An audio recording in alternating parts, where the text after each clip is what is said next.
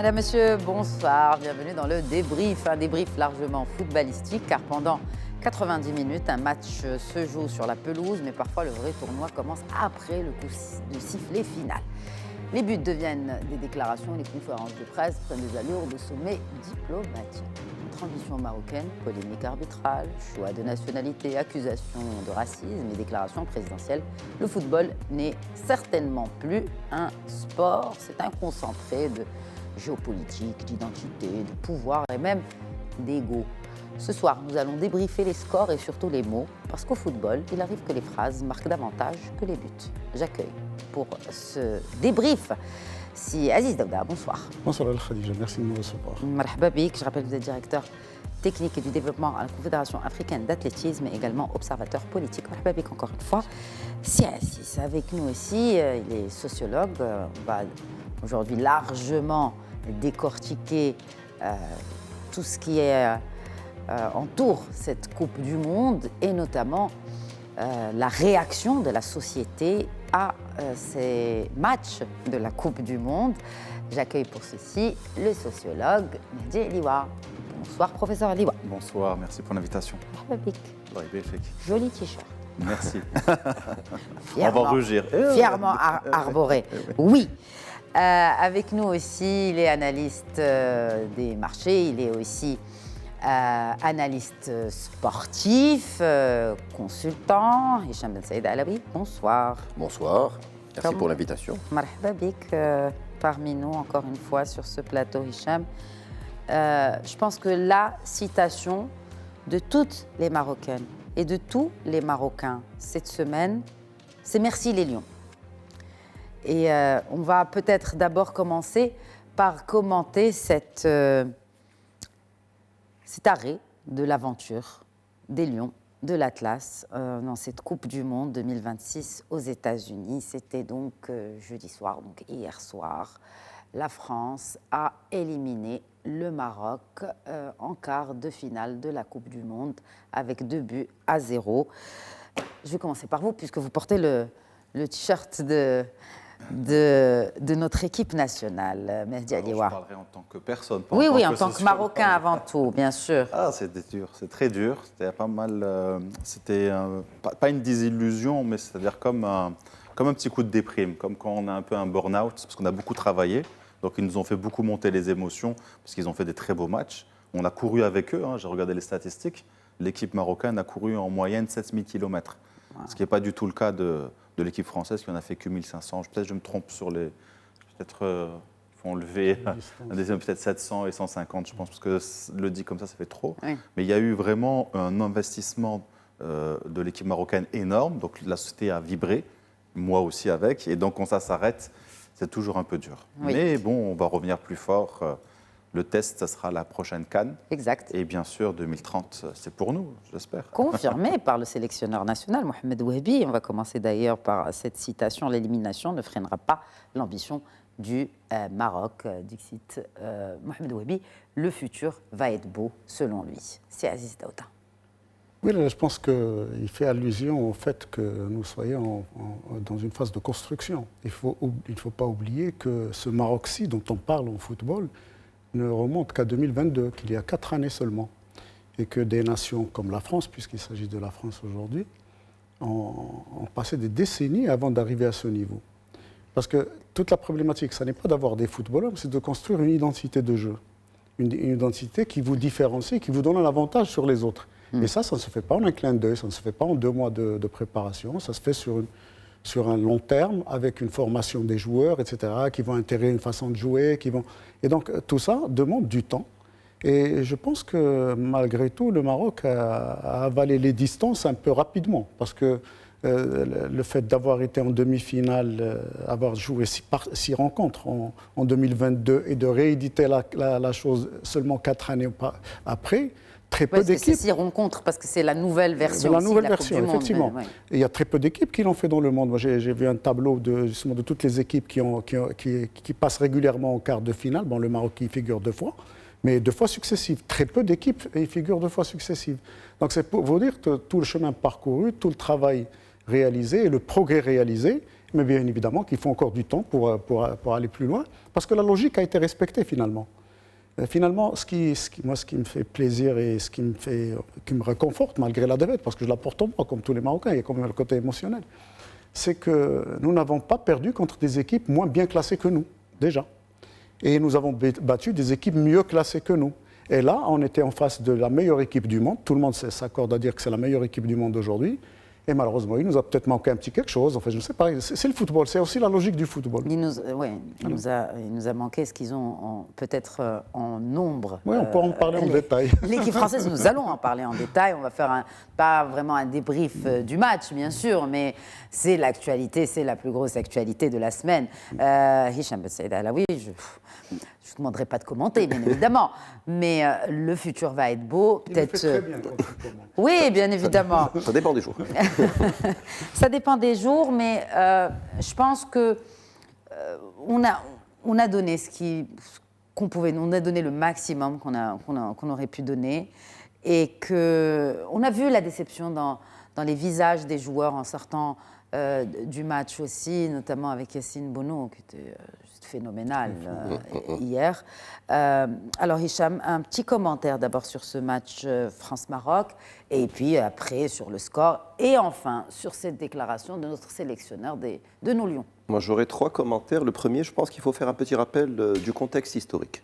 Parce que l'immense satisfaction que j'ai en tant que Marocain et en tant qu'Africain, c'est enfin une sélection africaine qui confirme qu'on n'est pas uniquement capable de coups d'éclat, comme en 2022, avant de se liquéfier par la suite. Et Dieu sait que l'histoire africaine footballistique regorge d'exemples de la sorte.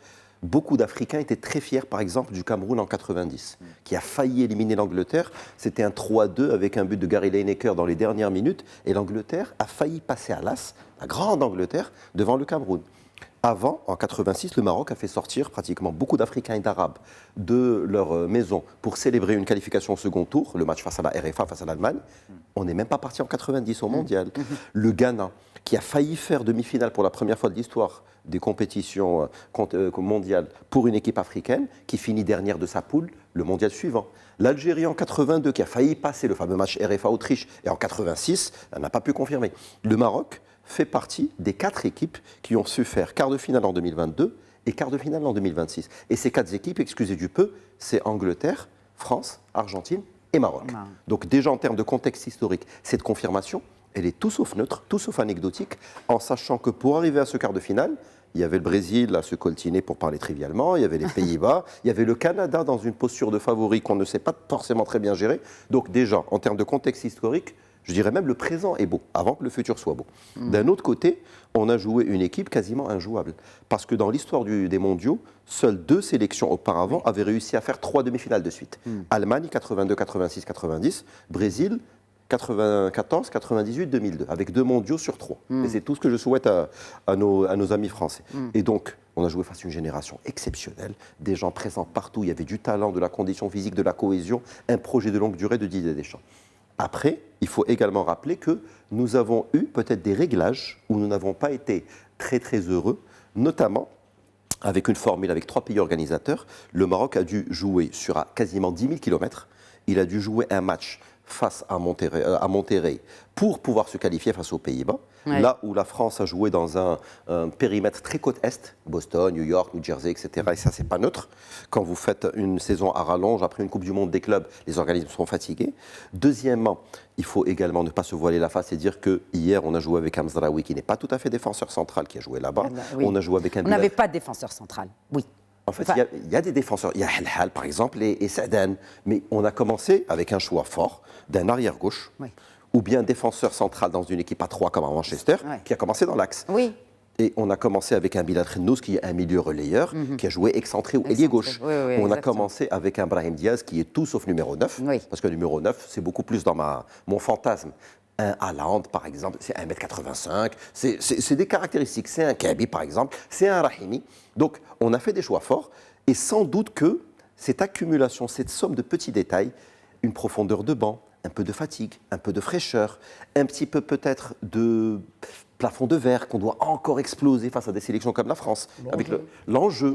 Oui. Tout ceci fait que, très fier de faire 2 fois suite quart de finale, vraiment ravi, mais il y a encore des choses à travailler. En tout cas, c'est tout sauf un cataclysme que de perdre 2-0 face à un match. On aurait pu perdre tout lourdement, parce qu'il y avait une barre, il y avait un penalty, mais c'est tout sauf un drame de perdre 2-0. Cette équipe de France est capable d'en mettre 4 à l'Argentine, 5 à l'Espagne. C'est tout sauf un drame. Donc, Vous le pensez, Hicham, Franchement, que l'équipe française pourrait battre la sélection argentine si elle se retrouve face à l'Argentine? Je pense sans beaucoup de problèmes, cette même sélection argentine, sans faire offense à quiconque, qui allait aux prolongations face au Cap-Vert, qui a failli passer à l'as face à l'Égypte, qui en a pris 2, qui aurait pu en prendre un 3e en option si ce n'était l'arbitrage qui a décidé ce qu'il a décidé.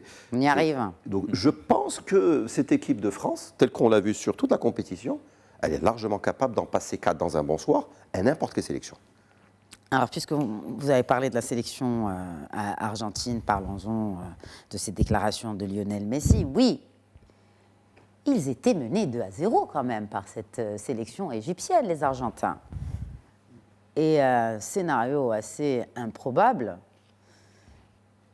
ils font une remontada, pour reprendre le jargon très footballistique que je ne maîtrise pas, hein, mais qui font que finalement, ils renversent la tendance et gagnent ce match. Pour Lionel Messi, c'est une question de volonté, c'est une question de cet esprit de jouer, de ne pas abandonner. Nous n'abandonnons jamais. Donc, selon Lionel Messi, c'est connu chez les Argentins, ce genre de remontada, Hicham? Oui, et ça dépasse le cadre sportif, parce que si on fait une analogie économique, par exemple, le nombre de crises qu'ils ont eues à part leur histoire, on se rappelle par exemple la crise financière de 2001, c'est un peuple très résilient, il partage beaucoup des valeurs d'un peuple qui a une domination sur le peuple argentin, qui est le peuple italien.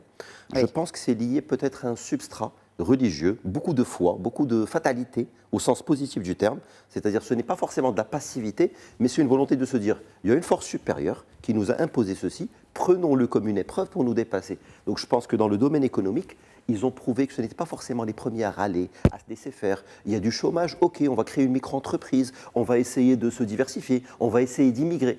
C'est très, très culturel chez les Argentins, de la même manière qu'on retrouve ça chez les Italiens, avec beaucoup de micro-entreprises, beaucoup de gens qui travaillent jusqu'à 75, 80 ans, avec un petit restaurant avec 2 tables. C'est très culturel.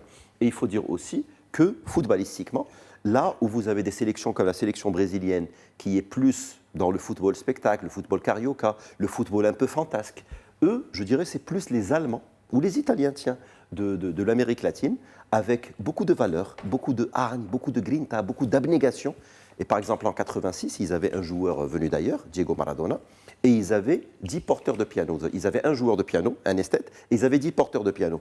Et cette abnégation, c'est-à-dire cette négation de soi, est très, très argentine. Donc là, pour le coup, certes, la sélection argentine n'abandonne jamais, mais de l'autre côté, et tiens, c'est un parallèle qu'on a pu trouver même chez la sélection sénégalaise, en parlant de la sélection égyptienne, je pense que tout simplement, il faut être câblé pour digérer le fait de mener 2-0 face à l'Argentine. Là où le Maroc a eu un mérite énorme face au Portugal en 2022, à aucun moment on a senti le staff se dire « Mais qu'est-ce qu'on fait les amis, on est en train de gagner le Portugal ». Cristiano Ronaldo, je pense, on était droit dans nos bottes et on avait la tête vraiment froide.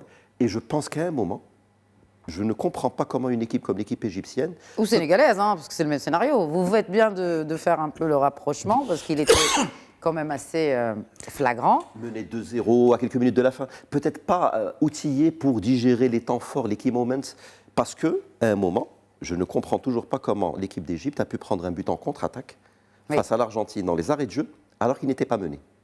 C'est quand même l'Argentine, c'est Lautaro Martinez et Messi.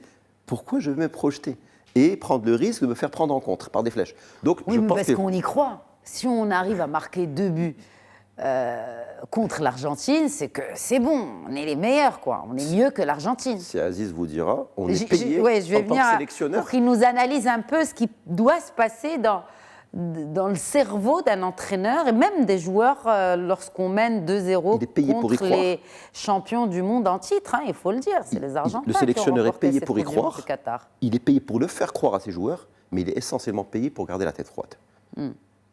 Oui, comment garde-t-on la tête froide quand on mène 2-0 face à l'Argentine? C'est facile à dire pour Lionel Messi, parce que s'il n'avait pas marqué le troisième, si l'Argentine n'avait pas marqué ce 3e but, il n'aurait pas dit cette phrase-là. Surtout en ratant un penalty. Voilà, il serait éclipsé, peut-être avec quelques larmes, et puis c'est tout. Bon, c'est facile à dire quand on a gagné, quand on a fait un exploit, parce que ça a été un exploit pour l'Argentine. En fait, il y a des sélectionneurs dans le football et dans certains sports collectifs, mais notamment dans le football, où à un moment donné, il y a un excès de zèle. C'est ce qu'on a vécu avec le Sénégal. Le Sénégal menait, et que va faire monsieur l'entraîneur? De faire quelques changements et d'apporter quelques modifications. Et du coup,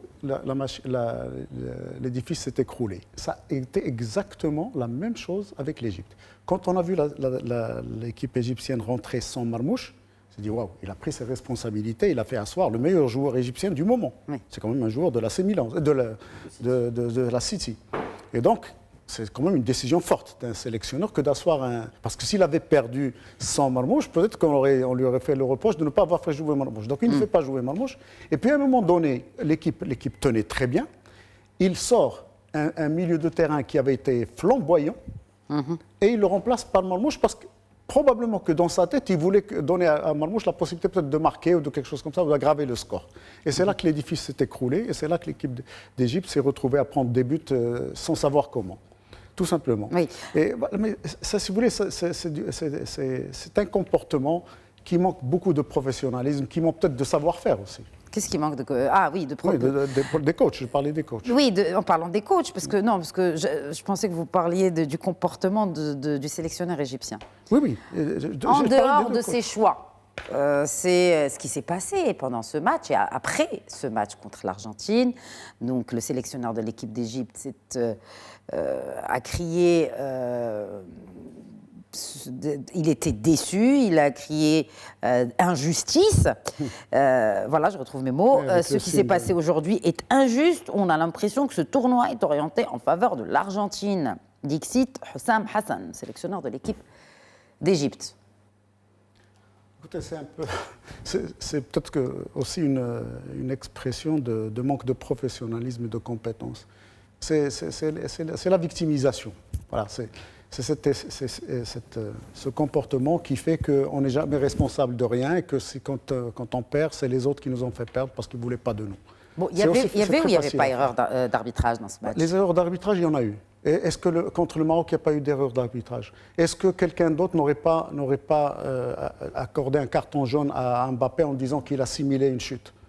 Parce qu'il a commencé à tomber avant même que Mzraoui ne le touche pas. Mais il y a des arbitres qui sifflent ça en penalty. Donc si vous dites que ce n'est pas penalty, vous pouvez toujours le dire et le prouver avec les images, etc., les petits ralentis en millisecondes, etc., et montrer que Mbappé était déjà en phase de chute quand Mzraoui a mis sa jambe, etc. Et donc, ça n'en finit jamais, des histoires comme ça. Il y a même un journaliste, je crois, qui a rappelé à Didier Deschamps le fameux penalty non sifflé, non sifflé contre Bouffel en 2022. Vous voyez, donc, non, tout ça... c'est un sport rancunier. Hein, non, en fait, il n'a pas raison d'être. Je pense que l'équipe du Maroc, hier, a démontré, encore une fois, un comportement exemplaire, justement, d'une équipe qui a fait ce qu'elle a pu. Quand elle a perdu, elle a perdu. Et quand on perd, on félicite celui qui a gagné. Mohamed Wahbi a tenu à féliciter, mais il a quand même fait un petit commentaire bien sûr, sur le but de Mbappé. Oui, parce qu'il y avait faute avant. J'aimerais justement profiter... Oui, c'est ça. J'aimerais profiter de la présence de Aziz pour lui rendre hommage 30 ans plus tard. Pourquoi 30 ans plus tard? Parce que je vais revenir à 96. Oui. Il y a un phénomène qui a fait pleurer beaucoup de Marocains, c'était la chute de Hicham Garrouch, qui ne méritait pas de tomber, etc. Et Dieu sait que dans le choc, il y avait Nordin Morsli. Et je me rappelle des déclarations à très chaud, pas à chaud, de Aziz Daouda, qui a parlé de faits de course, qui a parlé d'incidents, qui a su laisser une grandeur de débat sans rentrer dans d'autres considérations. Et ça grandit tout le monde, et ça permet aussi de se projeter vers le futur. Moi, je pense que quand on représente un peuple millénaire, comme le sélectionneur en question, quand on représente 120 millions d'habitants, l'Égypte, voilà, 120 millions d'habitants, on n'a pas le droit de dire des choses qui, à froid, sorties de leur contexte, vont se retourner contre soi. Oui, on a perdu, oui, c'est triste, oui, on menait 2-0, oui, peut-être que monsieur le coach a raisonné en ancien grand attaquant qu'il était, et il n'a pas cherché à verrouiller le jeu, oui. Mais de là à dire des déclarations qui vont rester dans 2, 3 ans, 10 ans, non, je pense que ce n'était pas très inspiré. De crier aussi à... Quand même, il a fait le geste avec les mains qui, dans le vocabulaire, on va dire, de la FIFA, ça veut dire qu'il y a eu un comportement raciste. Discriminatoire. Il est allé loin, ce sélectionneur égyptien. Dans les tribunes, d'ailleurs, la FIFA enquête. il y a eu des faits, il y a eu plusieurs faits. Oui, où non, les mais lui, il supporters- s'adressait à l'arbitre. Oui, parce qu'il disait qu'on lui a jeté de la bière dessus, etc. Là, c'est une autre partie de l'histoire, parce que je m'inscris un peu dans ce qui a été dit. Et d'ailleurs, il ressemble en cela à Paptia, ou le sélectionneur sénégalais. C'est-à-dire qu'ils sont beaucoup dans l'émotion, Ouais. et ils sont dans la recherche de faire donner le meilleur de leur équipe par une émotion qui passe aussi par le négatif. Regardez, personne nous aime, tout le monde est contre nous, arrachez-vous, etc. Et en fait, c'est à double tranchant, et généralement, c'est plus tranchant qu'autre chose. C'est pas du tout la bonne façon de faire, même en psychologie, mais c'est même quand ils sont venus faire la CAN au Maroc, il a eu des sorties, etc. Par contre, dans les tribunes, là, la FIFA enquête sur 2 affaires. Hein. Il y a eu plusieurs affaires de supporters argentins qui, pas au moment où ils prennent les buts parce qu'ils sont sidérés, mais quand ils remontent au score, où l'ébullition est arrivée, ils ont eu des propos racistes, ils ont jeté de la bière en insultant, en disant vous êtes des musulmans, je jette la bière. Donc il s'est passé quelque chose, ce qui est plutôt rare depuis une trentaine d'années, même plus, dans les Coupes du Monde, généralement, ou même dans les CAN d'ailleurs, même si ça peut arriver, on voit surtout ça dans l'histoire de clubs. Dans les Coupes du Monde, ça reste tout de même très cadré, et même s'il y a des fois des petits mots, des petites choses, là, c'est un peu aller loin. Bon, bien sûr, ça se passe aux États-Unis, qui sont aujourd'hui dirigés d'une façon assez spéciale. Donc, c'est pas sûr que ça aille plus loin quand on a vu les arrangements du carton rouge, etc., que Trump a fait enlever. Mais la FIFA a été obligée d'enquêter parce qu'il y a eu des insultes racistes, négrophobes, et il y a eu et islamophobes. Et c'est ce qu'il a dessus. À mon avis, je pense que cet homme-là n'était pas...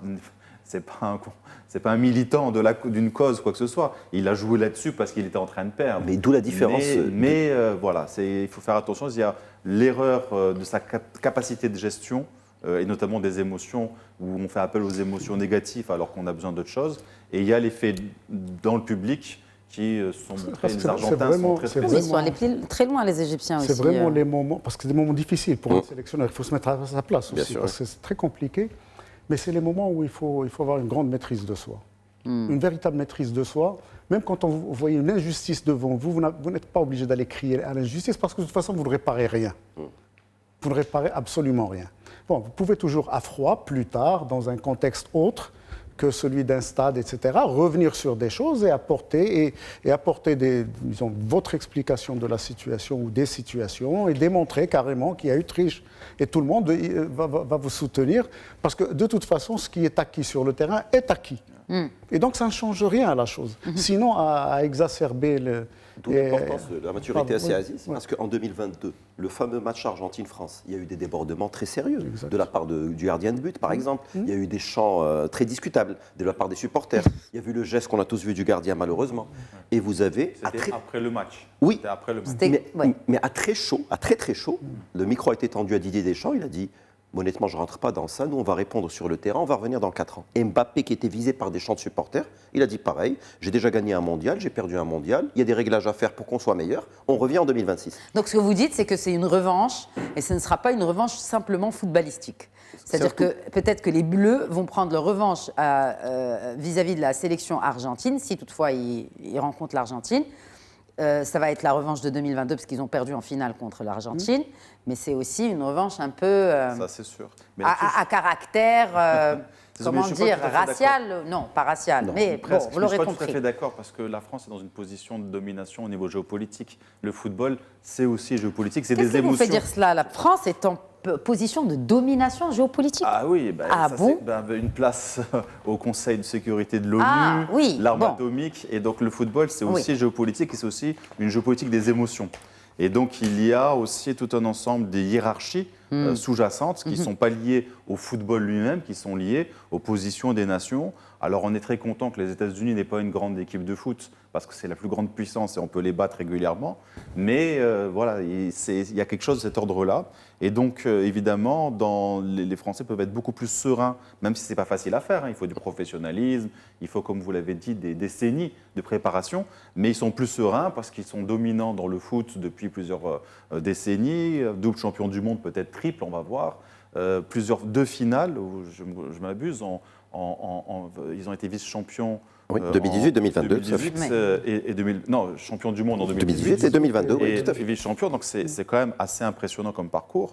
Donc, donc du coup, par rapport à l'Argentine, qui n'est pas dans la même situation, en fait, essayer de les prendre de haut en disant ces insultes racistes ne touchent pas, parce que de toute façon, c'est des petits imbéciles qui font ça, c'est plus facile. Quand vous êtes égyptien ou même marocain, c'est pour ça que là-dessus, il faut vraiment féliciter vraiment la maîtrise et le savoir-faire de l'équipe marocaine et de la fédération, parce que ce n'est pas rien de recevoir des insultes qui vous renvoient à des blessures narcissiques liées à la géopolitique mondiale et aux positions de force, et de ne pas y répondre sur le tenté. Moi, je ne crois pas que ce soit vraiment géopolitique. Je pense que ça n'a rien à voir avec la géopolitique. On connaît.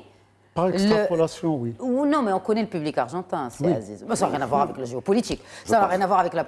Oui. Je pense parce qu'il y avait la guerre des Malouines, par exemple, en oui. 82. Oui, exact. Ça n'a pas empêché l'Argentine de faire le fameux match où il y avait le but de la main de Diego Maradona. C'est-à-dire on peut répondre alors qu'on se... Mais ce que j'aimerais justement souligner, c'est la maturité mentale exceptionnelle, parce qu'on parle de jeunes de 25-26 ans qui sont multimillionnaires et qui ont été touchés pour certains dans ce qui est leur être, par exemple leur couleur de peau et autres. Et pour avoir la maturité de dire à 25 ans, c'est tellement bas que ça ne me touche pas, je vais répondre sur le terrain, c'est que tout fonctionne très bien. C'est-à-dire il y a un coaching mental au plus haut niveau, il y a un substrat, il y a une maturité qu'on acquiert par des décennies de très hautes pratiques sportives. Alors, c'est intéressant, parce que je ne sais pas, vous avez dit tout à l'heure, Mehdi Eliwa, que pendant la Coupe du Monde, normalement, on n'a pas droit à ce genre d'attaque à caractère raciste ou racial. Sauf que cette fois, on l'a vu avec d'abord cette sénatrice du Paraguay qui a lancé quand même une insulte raciste envers Mbappé, qui a ensuite répondu. Mais on a aussi l'ancien gardien de but de l'équipe du Paraguay, José Luis Chilavert, qui dit que lors de la Coupe du Monde 98, je le cite, « Nous avons affronté les Français. Aujourd'hui, le Paraguay affrontera une sélection africaine. » Oui, c'est de la bêtise, tout simplement. Bon, c'est de la bêtise, mais c'est pas. Pour moi, c'est très présent, hein. Bien sûr, il y a le football et il y a la vérité quand même des corps, des organismes, des tactiques, de la psychologie, mais il y a toute l'émotion qui l'entoure et qui peut faire basculer un match, hein. C'est-à-dire, il suffit juste de rentrer dans le cerveau d'un joueur et de le perturber même un tout petit peu pour qu'il ne fasse pas son plus grand match. Donc tout est permis. Ça se fait beaucoup dans le football. On sait qu'en Amérique du Sud, ça se fait beaucoup au niveau interne, entre les clubs, etc. Donc ils ont cette façon et ils peuvent dire des erreurs pires que ça. Et comme ils ne sont jamais condamnés, parce que contrairement à l'Europe qui a fait beaucoup plus d'efforts, contrairement à l'Afrique qui aujourd'hui est en train de faire aussi beaucoup d'efforts, il n'y a pas de condamnation, donc ils continuent. Pourquoi ce sont des erreurs? Il ne faut pas oublier que l'Argentine et le Paraguay, c'est des pays qui ont effacé leur histoire de peuples autochtones et des déportations d'Africains soumis à l'esclavage. Ils les ont fait disparaître, pas simplement physiquement, même dans les récits nationaux. Ce n'est pas le cas d'autres pays, ce n'est pas le cas du Mexique, ce n'est pas le cas du Brésil, ce n'est pas parfait non plus. Et donc ces pays-là, lorsqu'ils sont face à des différences, on va dire, ethniques, ça les renvoie à leur propre passé, qui est un passé trouble, et ils n'ont pas digéré. Donc il y a une dimension politique, puisque le football, c'est aussi la façon dont on interprète en fait ce qu'on voit. Ce n'est pas que des footballeurs, c'est ce que tous les commentateurs, la preuve, on en est là pour en discuter, donc on a des interprétations. Moi, j'aimerais faire de la communication très basique sur cette phrase. Pour moi, elle est très intéressante. Il dit, lors de la Coupe du Monde 98, nous avons affronté. Parce que lui, c'était le capitaine de l'équipe du Paraguay. D'ailleurs, ils avaient été éliminés à Lens sur un but de Laurent Blanc, un but en or. Il dit nous. Et aujourd'hui, le Paraguay, alors que c'est la même nation qui affronte. Donc, tout simplement, pour moi, c'est quelqu'un nostalgique de ce qu'il a été, un très grand gardien de but qui marquait des buts sur penalty, sur coup franc. Et pour moi, tous les prétextes sont bons pour avoir un peu de buzz, un peu de spotlight. Il y a des gens qui ne digèrent pas la petite mort, on appelle la petite mort la retraite sportive. Et donc cette déclaration, il n'est pas bête, il est très intelligent. Il sait très bien qu'elle va faire réagir et il sait très bien ce qu'il dit. Nous avons affronté versus le Paraguay affrontera et ça va faire parler de lui. Et pour certains, je connais certains anciens sportifs, ils feraient tout pour avoir 2-3 lignes, un entrefilet dans un journal, parce qu'ils n'ont pas digéré l'époque où, il y a quelques décennies, on parlait beaucoup d'eux, on parle un peu moins d'eux aujourd'hui. Oui, c'est Aziz Daouda. Non, mais il y a aussi des chiffres. Aujourd'hui, il y a quasiment presque plus d'équipes où il n'y a pas des joueurs d'origine africaine. C'est plutôt positif. L'Argentine. Écoutez, j'ai dit presque plus. Non, mais c'était juste pour faire le lien avec les Argentins. Même au Japon, il y en a un. Oui, Donc, Oui, Voilà. parfaitement. Alors, donc, Mais l'Argentine, non. mais ça, c'est une conséquence à une certaine mondialisation démographique qui a eu lieu dans les années 60, 70, 80 et qui fait qu'aujourd'hui, il y a des gens d'origine africaine un peu partout dans le monde.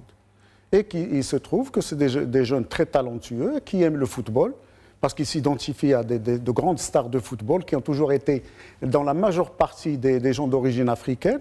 Pelé n'est pas d'origine martienne, il est ou Garincha, ou enfin tous les grands noms du football d'un certain moment.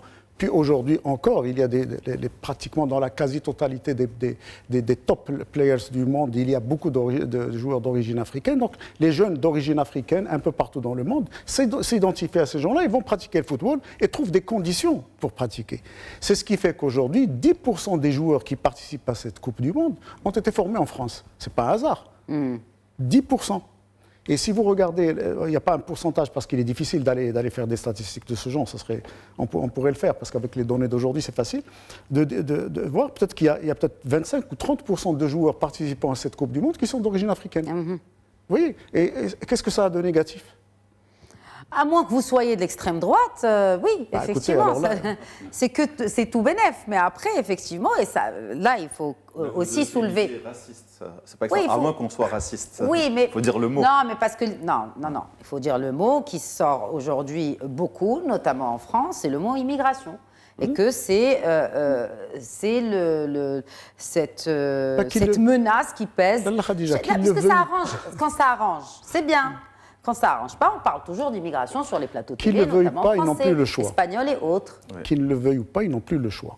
C'est des populations vieillissantes. D'ailleurs, nous aussi, on est touchés. Bientôt, Inch'Allah. Bientôt, on l'est déjà, Aziz. puisque notre population bientôt, c'est Aziz. On est une population jeune et on est très jeune sur ce plateau. On est jeune, mais on ne se reproduit plus. C'est ça, pas tout assez. à fait. On se reproduit plus assez, oui. Non, En effet. Oui, c'est les derniers chiffres de l'ONU et du HCP. Alors, du coup, que cette droite le veuille ou pas, ils sont obligés de faire appel à des non-européens, parce que pendant longtemps, c'était l'Europe de l'Est qui fournissait de la main-d'œuvre et de la démographie. Aujourd'hui, ces pays d'Europe de l'Est deviennent riches et les gens n'ont plus cette vocation d'aller immigrer ailleurs. Et vieillissants aussi. Hein. Écoute, et ils ne migrent plus comme avant. Ils n'ont plus besoin d'aller. Les Roumains n'ont plus besoin d'aller travailler, je ne sais où, les Polonais aussi, etc. Donc ils restent chez eux. Alors, du coup, cette main-d'œuvre, ces gens qui vont s'occuper de tous ces vieillards européens, ils viennent d'où ? Le continent le plus jeune. Ouais. Qui va fournir davantage de main-d'œuvre, davantage d'assistanat, sur le plan social, de personnel médical, etc. Et de champions du monde. Écoutez, il y a un pays intelligent qui est en train de le faire avec beaucoup d'intelligence, c'est l'Espagne. Oui. D'ailleurs, ce n'est pas pour rien qu'il a la meilleure croissance d'Europe. Oui. C'est pas pour rien. C'est parce que je n'ai aucune acquaintance avec le gouvernement de M. Sanchez, mais les chiffres sont là. Ils ont la meilleure croissance et c'est les pays qui ouvrent la porte à l'immigration parce qu'il a besoin de gens pour travailler. Oui. Tout simplement. Absolument. Parce que vous avez parlé de fournir les talents et fournir les travailleurs. D'ailleurs, c'est un des termes qu'on a entendu cette Coupe du Monde en parlant des joueurs marocains. On a parlé les fournisseurs. C'était la blague d'ailleurs de Ounahi. C'était après le match Canada ou Hollande. Pays-Bas, bien sûr. Donc, en parlant de fournisseurs, je vais m'arrêter sur le cas d'un jeune international marocain, Ayoub Boadi, qui a failli jouer pour les Bleus et qui finalement a préféré jouer pour le Maroc. D'ailleurs, il a été interpellé même après le match hier et il dit « Je ne regrette pas mon choix et je vais continuer à porter ce maillot avec fierté et jouer pour cette sélection. » D'ailleurs, Ayoub Boadi, juste avant le match, il parlait d'une pensée pour la France. « Mon choix n'enlève en rien la fierté et la reconnaissance d'avoir pu porter ce maillot en jeune. En parlant de jeunes, parce que Boadi, hier, on l'a vu, il est jeune, il a 18 ans. Oui. Mais c'est un espoir exceptionnel. Qui a été capitaine d'équipe des juniors de France. Oui. C'est un excellent joueur. Bon, il a fait un choix de cœur, tout simplement. C'est que peut-être que pendant qu'il était jeune, on ne l'avait pas peut-être scouté, pour utiliser un mot assez moderne dans le football, et on ne savait pas si on pouvait l'avoir ou pas. Et puis aujourd'hui, lui a fait ce choix de venir jouer pour le Maroc alors qu'il a joué pour les jeunes de France. Mais ça ne lui enlève en rien ce qu'il est, enfin, sa part française de son identité, et ça lui rajoute pas grand-chose de sa part marocaine, parce qu'il est marocain de toute façon. Parce que ce qu'il ne faut pas oublier, c'est que la nationalité marocaine ne se perd jamais, ne se donne pas. Vous l'avez à votre naissance, parce que vous êtes de parents marocains, tout simplement. Et donc que vous soyez né en arrière-petit-fils de Marocains je ne sais où dans le monde, vous pouvez revendiquer cette nationalité marocaine et représenter le Maroc. Donc ça n'est pas des gens qu'on a été recrutés, ou à qui on a fait changer de nationalité, ils sont marocains. Moi j'adore ce type de déclaration pour plusieurs considérations. D'abord, nous avons connu un épisode de protectorat qui a duré 44 ans. C'est une petite parenthèse par rapport à quelques millénaires d'histoire. Et nous, par exemple, contrairement à C'est une petite parenthèse aussi comparée à des périodes beaucoup plus longues de présence étrangère, notamment en Afrique. Même pas très loin. Et nous, par exemple, on n'a pas la France comme pays cité dans l'hymne national. C'est-à-dire, on n'a pas ce type de contentieux avec la France. Et donc, pour vous dire, là où certains de nos voisins, ils peuvent être dans un rapport beaucoup plus frontal, offensif. Nous, on n'a pas cette rage. Moi, je suis ravi de voir un garçon aussi structuré. Vous savez qu'il a eu son bac avec 2 ans d'avance, le garçon. Il prépare une licence de mathématiques. Il a l'air assaini, il a l'air apaisé. Son père était adjoint au maire de Senlis. Donc, c'est quelqu'un qui est parfaitement intégré. Moi, j'ai des cousins binationaux. Quand ils me disent qu'on est fiers d'habiter, par exemple, à Perpignan ou d'habiter à Marseille, ils sont fiers d'habiter 11 mois de l'année. Ils sont fiers de venir 1 mois et qu'ils ont 2 pays et qu'effectivement, comme l'a brillamment rappelé le professeur Daouda, ils ont un passeport vert, ils ont un passeport rouge. Il n'y a pas de rage contre un pays ou de revanche à prendre. Ça, c'est parfait. Oui, monsieur, vous êtes français. Oui, monsieur, vous êtes marocain. Vous avez les deux. Vous nous représentez dignement. Quelqu'un comme Lamine Yamal, qui a opté sportivement pour l'Espagne. Mais c'est un Marocain. Il a opté sportivement pour l'Espagne, il était jeune. Hein. Oui, mais personne. C'est un choix que de Lamine Yamal. Alors, justement, pour Lamine Yamal fait des publicités au Maroc, à l'arrière des bus, notamment à Casablanca. Et ça, c'est le Maroc. Ça, j'adore. J'aime beaucoup. Oui. C'est-à-dire, il a choisi sportivement un pays, mais il est marocain. Oui. Personne ne va lui enlever sa marocanité. Et donc, personne n'a le droit de lui enlever. N'oublions pas que c'est un sport. Ça reste du foot, ça reste de l'athlétisme. On peut choisir cette patrie ou cette patrie sportivement, mais bien sûr qu'il est marocain. Et il a aussi une part de française. Et c'est tout à son honneur, c'est une richesse pour lui. Oui, et ce qui est intéressant, c'est tout en notre honneur aussi. Alors, j'ai dit tout à l'heure, merci les Lions. J'ai envie de dire aussi merci aux supporters marocains. Merci aux supporters marocains qui ont démontré un fair play. Franchement, vous nous rendez aussi fiers. D'abord au Maroc. Hier, il y a eu des célébrations pour célébrer l'équipe nationale. Même si on a été éliminé, il y a eu des célébrations au Maroc pour célébrer ce parcours de nos Lions. On est fiers de nos Lions, on les remercie. Merci aussi à ces fans qui nous représentent, nos ambassadeurs dans les autres pays, notamment européens. Et là, je citais aussi ces célébrations hier en France, des fans marocains aux côtés de fans français qui célèbrent en tout fair play. Média et l'Ivoire. Non, mais c'est assez inédit, historique. Ça devrait être l'effet, mais bon, voilà, les sociétés sont compliquées. Parce qu'il faut faire attention, parce que demain, ça peut faire l'inverse, parce que la situation des Marocains et des descendants de Marocains en France, ce n'est pas que des situations avec des adjoints au maire de la mairie de Senlis ou des choses comme ça. Il y a aussi des situations dures, et donc des choses peuvent changer rapidement. La force, il faut la ramener, bien sûr, aux individus, mais au Maroc et à sa capacité d'avoir des propos justes, d'avoir les mots qui touchent, et ça ne date pas de maintenant. C'est bien sûr... depuis l'opération Marhaba, depuis la capacité de Feu Sa Majesté Hassan II qui savait détecter les talents. Je ne sais pas si on le sait ou les auditeurs le savent, mais par exemple, quand c'était l'anniversaire de son fils, Mohamed VI, qui était encore prince héritier, il y avait des invités, et parmi les invités, on détectait des jeunes Marocains, essentiellement de France, mais Marocains du monde, qui avaient des talents. C'est comme ça que Jamel Debbouze est arrivé parce qu'il avait des talents de comédien, qu'on aime ou qu'on n'aime pas ce qu'il fait, il est très talentueux. Mais on l'a moins aimé quand il a mis le maillot en damier. Ce que je trouve d'ailleurs très injuste, parce qu'on ne peut pas revendiquer que c'est bien d'avoir une double identité, et quand ça ne nous arrange plus, mais en tout cas lui... Non, mais en tout cas, le public marocain ne lui a pas pardonné. C'est sûr, ou des gens comme Rachid Benzine, qui est un intellectuel, qui dit des choses passionnantes, qui écrit des livres passionnants. Oui. Donc c'est-à-dire des gens très différents les uns des autres, qui sont repérés et à qui on dit, parce que c'est les enfants en fait des immigrés marocains, on leur dit vous êtes des Marocains. Et ça, ce savoir-faire, cette capacité à faire nation au-delà du territoire national, c'est ce qu'on appelle une déterritorialisation de la nation, une sorte de gestion de la diaspora pour dire un mot plus simple, c'est un savoir-faire que dans lequel le Maroc excelle. Alors comment il excelle? Il dit des mots, il dit des choses, il prend des symboles qui touchent. Mais ce qui est plus fort que ça, c'est qu'on prend aussi les symboles des autres. Et ça, je pense qu'on ne le capte pas très bien. En fait, ce qui se passe, c'est que même les Marocains du monde nous transforment nous-mêmes. Parce qu'ils reviennent aux vacances, ils ramènent des idées, ils ramènent des façons d'être, ils ramènent des sons, de la musique. Ah oui, Exactement. il a raison, c'est Aziz. Il rapatrie beaucoup d'argent. On parle de plus de 100, 120, 130 milliards de dirhams annuels. C'est la Comme première... ça aussi. Non, parce que surtout. Oui, l'argent. C'est la première ressource en devise. C'est au-dessus de l'automobile. Entre autres. Ils sont presque à ex-aequo. Presque Presque à ex-aequo. En fait, dans cette relation avec la France tout particulièrement, et avec l'Espagne aussi, parce que c'est quasiment la même chose, le Maroc a su rapidement sortir de la victimisation. Rapidement. C'est qu'on n'a pas fait une rente mémorielle. Au début de l'indépendance, les gens de ma génération se rappellent qu'on parlait toujours de nationalisme, on était très nationalistes, les partis de l'époque poussaient un peu à cela, on parlait de colonialisme au lieu de dire protectorat, parce que ça a une connotation un peu plus forte, etc. etc. Mais très vite, on est sorti de cette logique et on a compris que c'était une parenthèse, c'est Hicham le rappelait tout à l'heure, c'était une parenthèse malheureuse de notre histoire, où on a perdu notre souveraineté, il ne faut pas l'oublier, mais où on a su garder notre identité. Oui. Et cette identité est tellement forte qu'aujourd'hui, on n'a pas ce rappel, si vous voulez, de cette période-là, parce que, on s'en rappelle parce qu'on l'apprend en histoire, on l'apprend d'une certaine façon en histoire, en tous les cas, parce qu'on ne nous dit pas assez que c'était un peu aussi de notre faute. C'est parce qu'on était devenus tellement faibles qu'on était vulnérables. Et maintenant, on est en train de nous reconstruire pour ne plus être faibles et pour ne plus être vulnérables.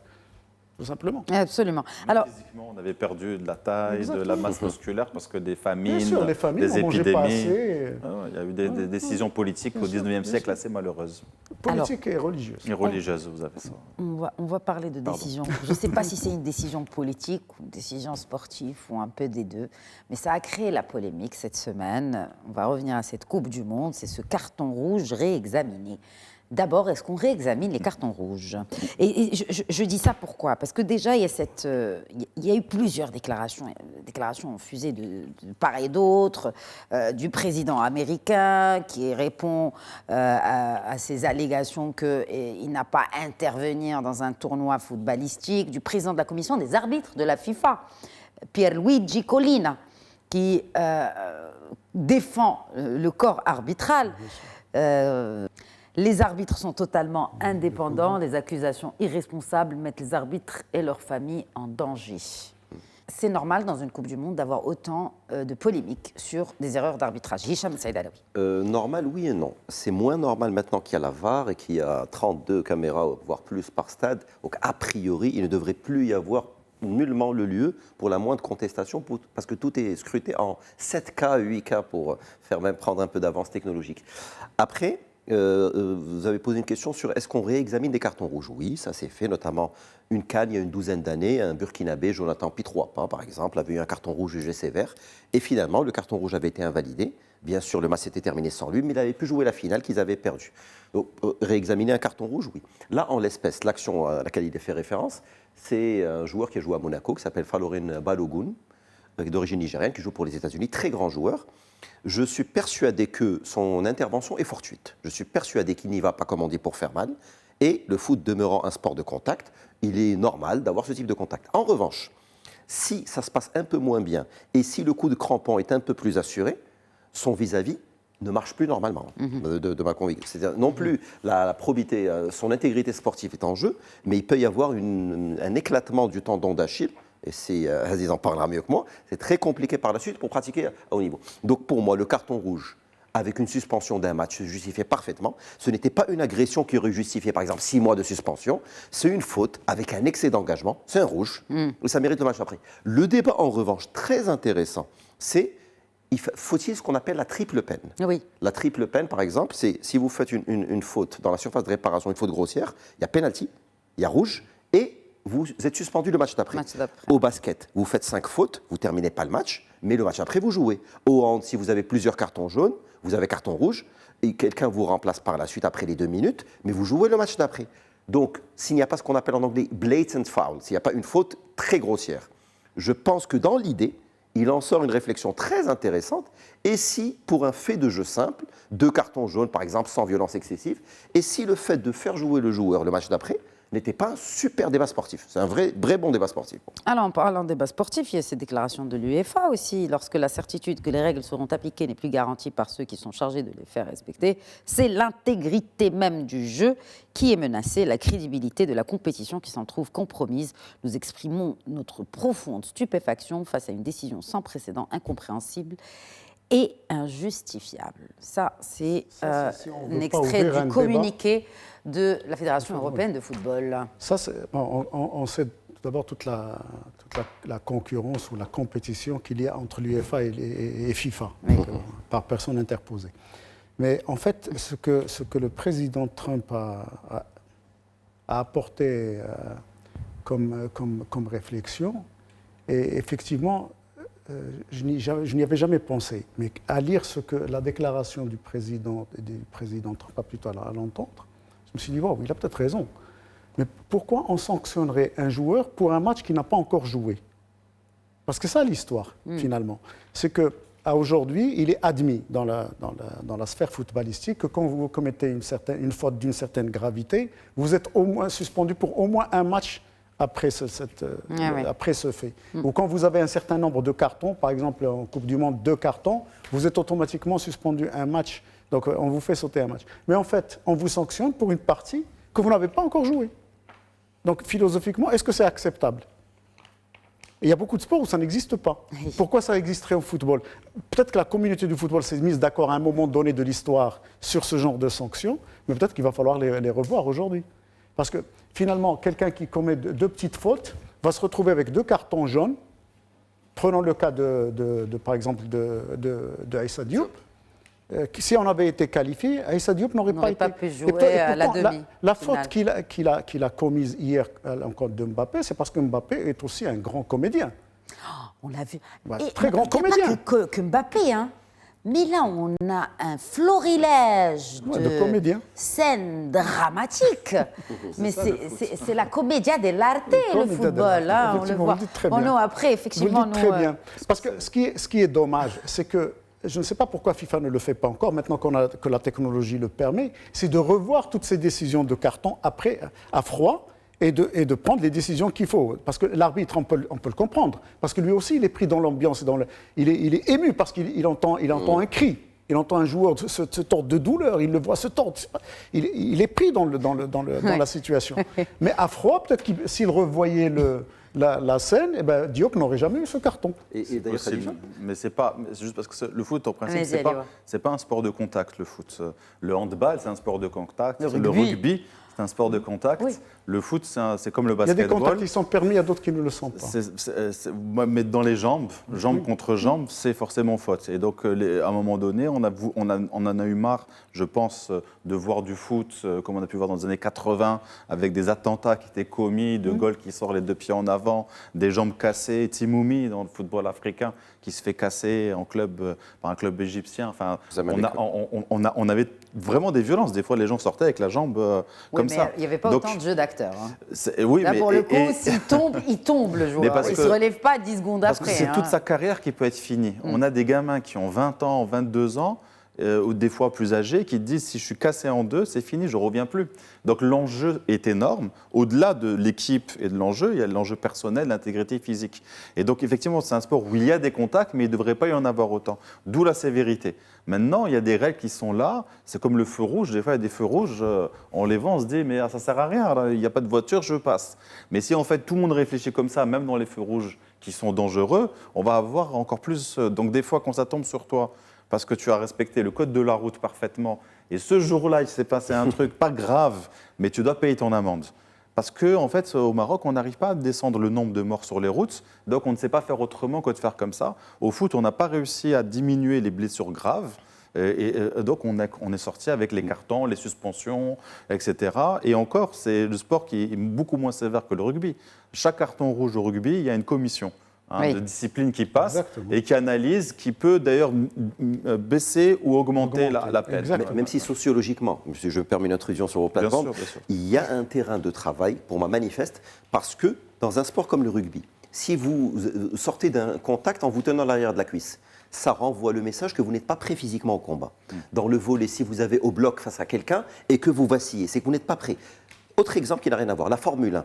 Le nombre de pilotes qui se sont pris des murs avec 8 jets dans le dos et son premier réflexe c'est de sortir pour dire je suis sur mes pieds, je suis là, je suis prêt à combattre le Grand Prix suivant. Dans le foot, et Dieu sait que c'est un sport que j'adore plus que tout, je pense qu'il y a une mue à opérer parce qu'il y en a un peu assez, pour rester poli, de voir un joueur se tenir la cuisse comme s'il avait subi un attentat ou un bus lui était rentré dedans alors qu'il ne s'est rien passé. Non, honnêtement, à un moment, il faudrait mûrir sur ça. Mais justement, ce qui C'est comme serait l'expression drama queen, mais bon, c'est pas facilement applicable sur des joueurs mal de foot. Ce qui serait juste, c'est peut-être d'avoir une instance qui réétudie ces cartons juste après les matchs, de façon à prendre une sorte de tribunal. Et là, ce serait plus juste. Vous voyez? Parce que là, c'est automatique. C'est-à-dire, vous avez un deuxième carton jaune, automatiquement, vous êtes suspendu.